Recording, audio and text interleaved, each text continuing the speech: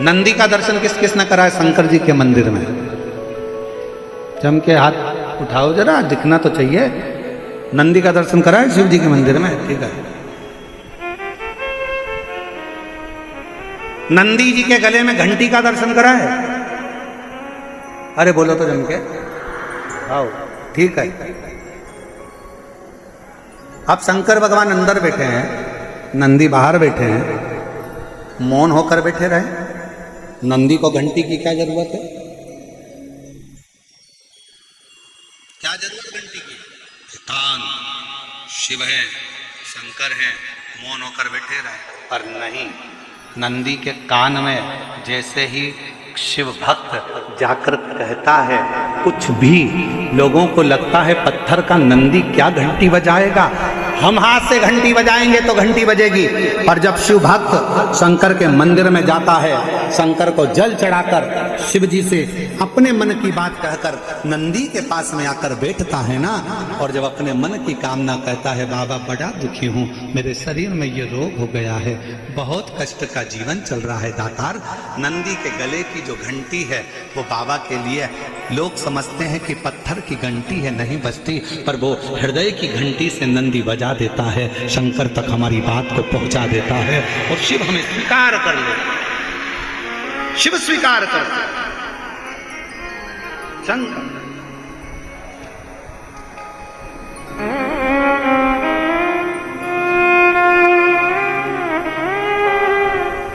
भगवान शंकर उसको स्वीकार कर रहे थे। जाओ नंदी के, जब शंकर के मंदिर में जाओ, शिव जी के शिवालय में जाओ, शंकर के पास में जाओ, मेरे देवाधिदेव महादेव के नजदीक में जाओ, तो नंदी का भी दर्शन बहुत जरूरी है। अगर नंदी का दर्शन हो गया तो बहुत अच्छी बात है।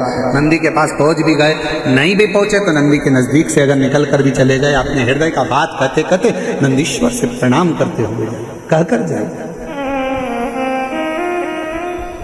और हम तो फिर कहेंगे हृदय से, जिनके गर्भाश संतान की भी अगर प्राप्ति नहीं है और बहुत बहुत साल भी हो जाए ना, बहुत बहुत साल भी हो जाए, तो निवेदन करेंगे, शिवजी पर चढ़ा हुआ जल, बेलपत्र, नंदी के पास बैठकर और सफेद आंकड़े की जड़ का जो प्रयोग है वो जरूर करो, और नंदी के पास बैठकर 2 क्षण बाबा से प्रार्थना जरूर करो कि भोला सब दुख काटो, ओ भोला सब दुख काटो, शिव शंकर जप तेरी माला, भोले बाबा जप तेरी माला, ओ भोला सब दुख काटो। थोड़ी देर नंदी के पास बैठ गए, उससे उच्चारण करा, श्री शिवाय नमस्तु, श्री शिवाय नमस्तु, श्री शिवाय नमस्तु, श्री शिवाय नमस्तु, श्री शिवाय नमस्तु, श्री शिवाय। दिल से आप नंदी के पास बैठकर भी उसको पुकार सकते, उससे कह सकते,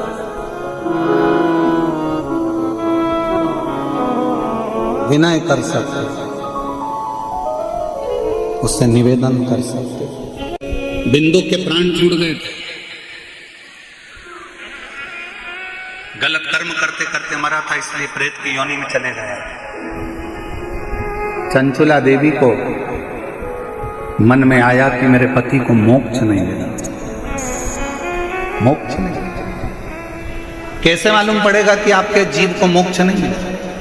ब्राह्मणों ने कहा कि पिंडदान करो तो पिंडदान करा, ब्राह्मणों ने कहा तर्पण करो तो तर्पण किया, ब्राह्मणों ने कहा कि तिलांजलि करो तो तिलांजलि करी, इसके बाद में भी पितृदोष रह गया, उसके बाद में भी वो प्रेत की योनि में पड़ गया, तो क्या करे?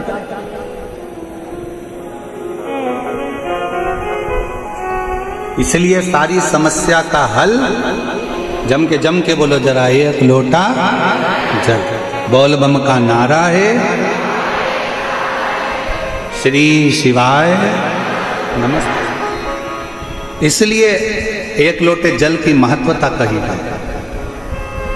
पति के लिए तिलांजलि कर दी, पति के लिए तर्पण कर दिया, पति के लिए सारा कार्य कर दिया। तुमने भी अपने पूर्वजों के लिए, अपने पितरों के लिए कितना कितना करा। ऐसा कोई नहीं है जिसने नहीं करा। कोई ने ब्राह्मण का भोजन कराया, कोई ने कुछ कराया, कोई ने कुछ कराया। उसके बाद भी अपनी पत्रिका लेकर जाओ, हाथ दिखाने जाओ तो भी लोग कह देंगे पितृ दोष है, इसलिए तकलीफ भोग रहे हो। फिर भी लोग कह देंगे कि पितृ दोष है इसलिए कष्ट भोग रहे। पर ना भाई, शिव महापुराण की कथा कहती है, एक बात अपने अंदर उतार कर रखना, अगर जीते जी अपने माँ बाप की, जीते जी अपने माता पिता की सुन लोगे, जीते जी अपने माँ बाप की जो पसंद का भोजन है वो बनाकर खिला दोगे, जीते जी उनका आदर कर लोगे, सम्मान कर लोगे, जीते जी उनका आदर सम्मान में लगे रहोगे, तो फिर मरने के बाद तुम्हें पूड़ी भजिया पकोड़ा खीर खिलाने की जरूरत नहीं पड़ेगी। वो जीते जी। आप और हम आज के समय में माँ बाप का सम्मान जीते जी नहीं कर पाते, माता पिता का आदर नहीं कर पाते, सत्कार नहीं कर पाते, और उसी का भोग बाद में भोगना पड़ता है कि हम लोग दुखी हो जाते हैं। वो कितना सुंदर गीत किसी ने गाया है, कभी प्यासे को पानी पिलाया नहीं, बाद अमृत पिलाने से, जम के बोलो जरा, अमृत पिलाने से, कभी गिरते हुए को उठाया नहीं, बाद आंसू बहाने से। क्या मैं मंदिर गई, पूजा आरती की, कभी माँ बाप की सेवा करी ही नहीं, फिर पूजा रचाने से कौन सा लाभ?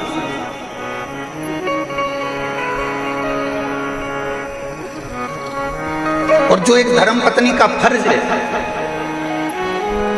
एक धर्म पत्नी का जो कार्य था वो धर्म पत्नी ने करा। चंचुला ने अपने पति के लिए, बिंदु के लिए जो कर सकती थी सब करा, उसके बाद भी उसका पति प्रेत की योनि से नहीं छूटा। अब फिर निवेदन जो हमने पहले कथा में कहा था, आज फिर कह रहे हैं, तुम्हारी घड़ी खराब हो गई, कपड़े वाले की दुकान पे जाके सुधर जाएगी क्या? अरे जम के तो बोलो, उधर से आवाज आना चाहिए, सुधर जाएगी? नहीं। घड़ी खराब हो गई, बर्तन वाले की दुकान पर ले जाओ, सुधर जाएगी? इधर वाले बोलो जम के जरा, नहीं सुधरेगी। घड़ी को कहां ले जाना पड़ेगा? घड़ी वाले की दुकान पर। और घड़ी वाला है कौन? घड़ी वाला एक ही है जिसने पल, घड़ी, नक्षत्र, समय बनाया, उसका नाम काल अधिपति महाकाल है। शंकर के शरण में जाना चालू कर दो, घड़ी सुधर, समय सुधरेगा, समय सवरेगा। आप शिव के पास जाओ तो सही, आप शंकर के पास एक लोटा हाथ लेकर गए, मेरा भाग्य देखकर बता दो, इस हाथ में एक लोटा जल पकड़ाओ, अपने घर से निकलकर शंकर के मंदिर तक जाओ। जितने कदम चलकर तुम शंकर के मंदिर तक जाओगे, जितने कदम चलकर तुम शिव के दरवाजे तक पहुंचोगे, उतने अश्वमेध यज्ञ अपनी जिंदगी में कर लोगे, उतने पाप अपने जीवन में समाप्त कर लोगे, और भगवान के करीब में जाओ तो पहले आप पहुंचे ही नहीं उसके पास में, और मन में सोचे कोई महाराज ऐसा मिल जाए मुझे, नीचे से ऐसी बबूती फेंक दे और हंडा निकाल कर देते, अरे महाराज ऐसा जमाने में कहीं का मिल जाए तो सीवर वाले महाराज को भी बता देना, हम भी वहीं पहुंच जाएंगे। फिर यहाँ काय को मेहनत करने आएंगे? परिश्रम करिए, कर्म करिए, लगनता रखिए, मेहनत करिए। दुनिया में किसी की सामर्थ्यता नहीं है कि आपके भाग्य को कोई पलट दे, उसकी सामर्थ्यता केवल आपके पास में है। आप अपने भाग्य को पलट सकते हो, पलट सकते हो। वो शिव है, वो काल अधिपति शंकर है। अपने भक्तों का दुख वो देख नहीं सकता है, दुख नहीं देख सकता है। इसीलिए तो उसने कथा के पहले दिन पानी गिरा दिया, ठंडा कर दिया, दूसरे दिन भी छाया बना कर रखा, तीसरे दिन भी छाया बना कर रखा। वो शंकर है, मेरे शिव भक्त रोडों पर बैठे हैं, उसके लिए छाया मुझे करना कौन करेगा? वो शंकर, वो त्रिकालदर्शी, वो कैलाशी, वो अविनाशी, वो त्रिपुंडधारी, वो त्रिशूलधारी, त्रिनेत्रधारी है। उसके आगे सब शून्य है, वही एक मूल है, वही है।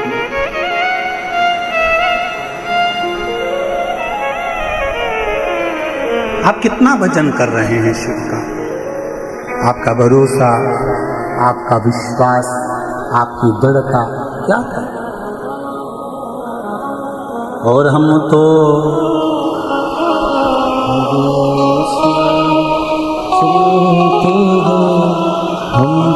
बाबा के भरोसे चलते हैं।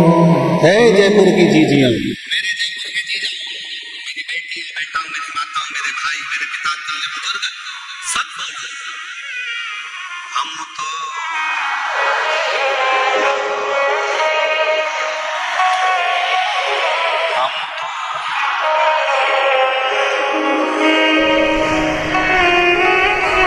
डमरू वाले के भरोसे चलते हैं, काशी वाले के भरोसे चलते हैं। हम तो बाबा के भरोसे चलते हैं। ये दुनिया वाले जलते हैं, ये दुनिया वाले जलते हैं। काशी वाले के भरोसे चलते हैं। हम उसके शरणागति में पड़ जाए। चंचुला देवी का चित्त, चंचुला देवी ने सारा अनुष्ठान कर दिया पर पति को प्रेत योनि से मुक्त ना कर पाई, मुक्त ना कर पाई। पूरी सामर्थ्य था चंचुला देवी ने, जो बन सका सब कर दिया। आखिरी में गोकर्ण क्षेत्र में चंचुला देवी पहुंच गई। वहां एक बुजुर्ग बैठा हुआ था। कौन था बूढ़ा, ये शिव महापुराण में वर्णन नहीं किया कि बुजुर्ग कौन था, पर चंचुला देवी गोकर्ण क्षेत्र में जब पहुंची, पहुंचकर वहां भ्रमण करती करती गोकर्ण क्षेत्र में उसकी आंख से आंसू ढल गया, नैनों से नीर बह रहा था, आंसू गिर रहे थे। जब आंसू गिरे, एक बुजुर्ग ने उसको इशारा कर कर बुलाया, आवाज दिया, ए बहन, ए जीजी, ए बहना, इधर तो आओ। बुजुर्ग के पास चंचुला देवी पहुंची, हाथ जोड़ निवेदन करा, बाबा जी आपने मुझे बुलाया, बेटी तुम भूखी लगती हो, कुछ भोजन करोगी? चंचुला देवी ने कहा, बाबा कैसे भोजन करूं, मेरे पति प्रेत योनि में पड़े हैं, उनके लिए मैंने पिंड दे दिया, तर्पण कर दिया, तिलांजलि कर दी, सब कुछ कर दिया, मेरे पति का मुक्ति नहीं हुआ, मोक्ष नहीं हुआ, वो प्रेत योनि से छूटते नहीं है। अरे बेटी क्यों चिंता करती है? क्या तूने कभी काशी का वास करा है? क्या तूने कभी काशी का वास करा है? नहीं, मैं काशी नहीं गई। चंचुला देवी को बाबा ने बिठाया और मुख से बुलवाया। नंदन वन का वो क्षेत्र, काशी को कहते थे नंदन वन, नंदन वन के क्षेत्र का स्मरण करो। चंचुला 5 बार मुख से काशी काशी काशी काशी काशी काशी कहो। चंचुला ने जैसे काशी कहना प्रारंभ करा, मन में काशी बैठ गई और मन में आया कि अब मैं तुरंत यहाँ से काशी जाऊंगी। चंचुला बाबा को प्रणाम करी। कौन आया था मार्गदर्शन करने के लिए? कौन बैठा था? अभी कथा में कहा था, भगवान कृष्ण ने युद्ध नहीं लड़ा, भगवान कृष्ण ने सारे शस्त्र दे दिए, सारी सेना दे दी, मैं युद्ध नहीं लड़ूंगा, याद रखना, मैं केवल मार्गदर्शन करूंगा। और शंकर रूपी गुरु होता ही ऐसा है, वो केवल मार्गदर्शन कर कर तुम्हें मंजिल तक पहुंचा देता है, उन्नति की ओर बढ़ा देता है। आपका विश्वास मूल है, सर्वप्रथम है आपका भरोसा। आज यहाँ किसके भरोसे पर आए? सियोर वाले महाराज के भरोसे पर, समिति के भरोसे पर, किसी दूसरे के भरोसे पर नहीं। यहाँ कथा सुनने के लिए उस देवाधिदेव महादेव के भरोसे पर आए हो कि मेरा शंकर है, उसकी आश्रितता, उसका भरोसा। और दुनिया पर भरोसा करोगे तो एक दिन टूटने वाला है। मेरे शंकर पर अगर भरोसा करा तो वो छूटने वाला नहीं है। किसी व्यक्ति पर भरोसा नहीं करना। सियोर वाले महाराज पर तो बिल्कुल भी भरोसा मत करो, रत्ती भर भी मत करो। अब तो उस पे करो जिस पे सियोर वाला महाराज भी भरोसा करता है, तो भरोसा टूटने वाला नहीं।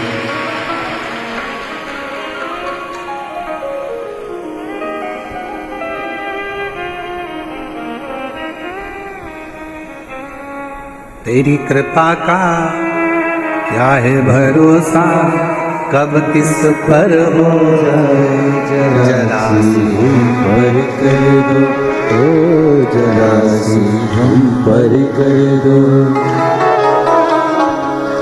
जिस पर भी हो गई गाएंगे नहीं, बैठे बैठे बोलो जरा, तुम्हारी आवाज यहाँ तक आना चाहिए हो। तेरी कृपा का क्या है भरोसा, कब किस पर हो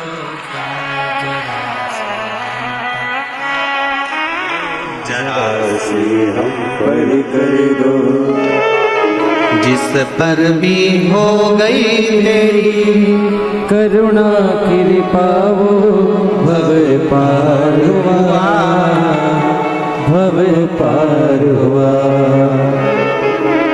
पापी हो चाहे जितना उसका भी बाबा उद्धार हुआ, उद्धार हुआ। गिद्ध अजामिल गणिका गिद्ध अजामिल गणिका, अब है हमारी बारी थोड़ी सी हम पर कर दो, हम पर कर दो। तेरी कृपा का क्या है भरोसा, कब किस पर हो जाए जरा सी हम पर कर दो। बस थोड़ी ज्यादा नहीं। कृपा की ना होती जो आदत तुम्हारी, तो सुनी ही रहती अदालत तुम्हारी। गरीबों के दिल में जगह तुम ना पाते, तो किस दिल में होती इबादत।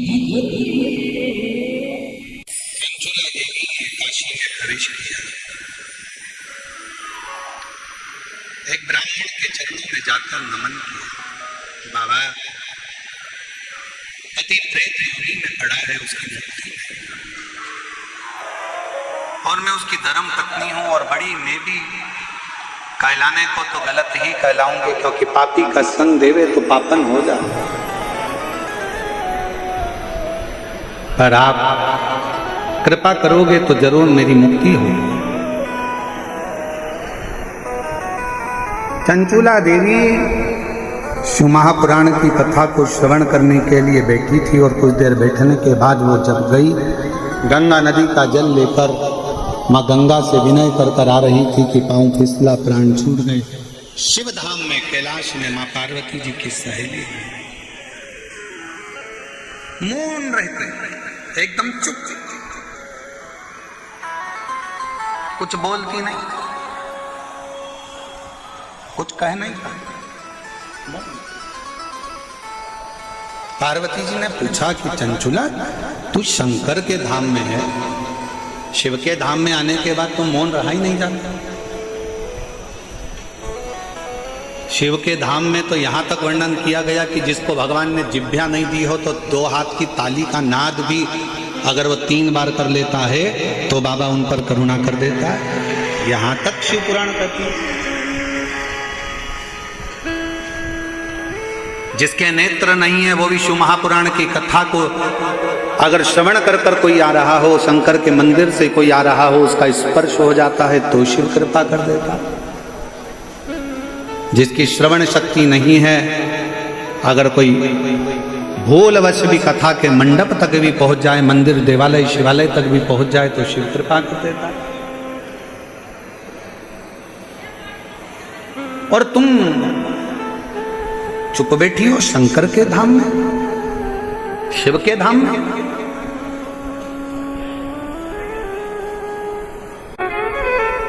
और मेरी जीजियों, शंकर भगवान तो मौन थे। चंचुला देवी को देखकर पार्वती ने कहा, पुकार, क्या चाहती है? मेरा पति प्रेत योनि में है और मैं इस कैलाश धाम पर बैठी हूँ, मेरे पति को मुक्ति नहीं मिली है, क्या करूं मैं? चंचुला क्यों चिंता करती है? एक काम कर, तू जा किसी अच्छे वक्ता को ढूंढ जो शंकर का गुणगान कर दे, शिव का गुणगान, शिव का स्मरण जो कर दे, शंकर का गुणगान जो कर दे। जा। चंचुला देवी किसके पास जाए? चंचुला को लगा कि कथा तो केवल अगर कोई सुना सकता है तो वो देव अधिदेव महादेव की कथा कौन से सुनूं। तो चंचुला के मन में आया, एक काम करती हूँ, देव ऋषि नारद दिन भर श्रीमन नारायण श्रीमन नारायण श्रीमन नारायण श्रीमन नारायण बोलते हैं, मैं उनके पास चली जाऊँ। उनके शिव से कहो, शंकर से कहो, विनय करो, निवेदन। और तेरा ही दिया खाया पिया है तेरा शुक्रिया तेरा शुक्रिया है मुझे भोले बाबा ने बहुत दे दिया है तेरा शुक्रिया है तेरा शुक्रिया है। जितना बन सकता है विनयता मिलता। चंचुला जाओ। चंचुला देवी पहुंची देवऋषि नारद जी के पास। नारद जी तो बैठे हुए वीणा लेकर भजन कर रहे थे, श्रीमन नारायण श्रीमन श्रीमन बोल और नारायण श्रीमन नारायण नारायण श्रीमन नारायण। नारद जी लगे थे भजन में, स्मरण में डूबे हुए, नाम कीर्तन में डूबे हुए। चंचुला देवी ने हाथ जोड़कर प्रार्थना करी, प्रणाम करा, देवऋषि नारद मैं आपको नमन करती हूँ। नारद जी ने कहा तुम कौन? उस बिंदुक की धर्म पत्नी जो प्रेत योनि में पड़ा हुआ है, जिसकी मुक्ति नहीं हुई, जिसका मोक्ष नहीं हुआ, तुम उसकी धर्म पत्नी और मेरे सम्मुख में खड़ी हो, तुम जानती हो मैं कौन हूं? चंचुला देवी मुस्कुराकर बोली मैं जानती हूं तुम देवऋषि नारद हो। देवऋषि मैं अच्छे से जानती हूं, ऋषिवर आप ही हो जो मुझे भगवान की कथा सुना सकते हो। नारद जी मुस्कुराकर बोले मैं क्या कथा सुनाऊं, मुझे तो खुद श्राप लगा है कि एक जगह पे नहीं बैठ सकता। चंचुला देवी ने पूछा कि तुम्हें श्राप लगा एक जगह पे नहीं बैठ सकते? नहीं, ऐसे कई लोग होते हैं संसार में जिनको श्राप लगा होता है, वो कथा में बेचारे बैठ ही नहीं पाते। जो बार बार जाता आता बार बार दिखे तो सिर पे पल्लू लेके उसके पांव पड़ लेना चाहिए। नारद जी अच्छा हुआ आप आ गए, हमने आपका दर्शन कथा में तो कर लिया। पहचानना बारी, मुझे श्राप लगाए और तुम कहती मैं कथा को। किसका श्राप है? तो कहा दक्ष प्रजापति का श्राप है। ओ हो शंकर जी के ससुर ने तुमको श्राप दिया। शंकर जी के ससुर भी इतने क्रोधीले हैं कि अपने दमाद को भी नहीं छोड़ा था, दमाद को भी श्राप दे दिया। मैं तुझे श्राप देता हूं कि तू शमशान में निवास करेगा। शंकर भगवान इतने खुश हुए कि मेरे ससुर जैसा दुनिया में किसी का ससुर नहीं होगा। प्लाट भी दिलाया तो ऐसी जगह दिलाया जहां कोई कब्जा ही नहीं करेगा। अरे इससे जोरदार जगह कहाँ होगी? ससुर कह रहे हैं तू शमशान में रहेगा, इससे जोरदार जगह कहाँ? दुनिया के लोगों की बारात निकलती है तो होटल से निकलती है, घर से निकलती है, जनवासे से निकलती है। पहली बारात थी दुनिया में 33 कोटि देवताओं में पहली बारात थी देवाधिदेव महादेव की, जिसकी शुरुआत मसान से हुई थी, शमशान से हुई। जहां लोगों का एंड है वहां से वो शुरू होता है। और बारात भी कब निकली थी? मुहूर्त निकल चुका था, जिस दिन का मुहूर्त था निकल गया। देवताओं ने कहा ब्रह्मा जी ने तुम्हारी शादी है आज, तैयार होके चलो। शंकर भगवान बोले अभी मेरा मुहूर्त नहीं निकला, मैं नहीं जाऊंगा शादी में। दूसरा दिन हो गया, तीसरा दिन हो गया, कहते 1 साल निकल गया, शंकर जी बारात लेके ही नहीं जा रहे। क्यों? हमारी मर्जी, जब हमारा मुहूर्त होगा तब जाएंगे। थोड़ी देर बाद शंकर जी ने देखा सामने से अर्थी आ रही थी, लोग चिल्ला रहे थे राम नाम। अरे अच्छे से तो बोलो, अपन जाएंगे जब दूसरे चिल्लाएंगे, अपन आज ही चिल्लाएंगे राम नाम। अब जैसे ही लोग चिल्लाए राम नाम सत्य है, शंकर भगवान ने जड़ा जूड़ मानना प्रारंभ कर दिया। ब्रह्मा जी ने पूछा क्यों मुहूर्त हो गया क्या? शंकर जी बोले सामने से अर्थी आ गई, मेरा पाउडर का डब्बा आ गया, जलेगा, भस्म बनेगी, चढ़ेगी, सुंदर दिखूंगा, चलूंगा। जिस दिन भगवान की बारात निकली थी सामने से अर्थी का दर्शन हुआ था। शिव पुराण कहती है स्वप्न में भी अर्थी दिखे और कोई अच्छा काम करने जा रहे हो तो सामने से अर्थी आती दिख जाए, समझ लेना कि तुम्हारा कार्य सफल हो गया, कार्य सफल हो गया।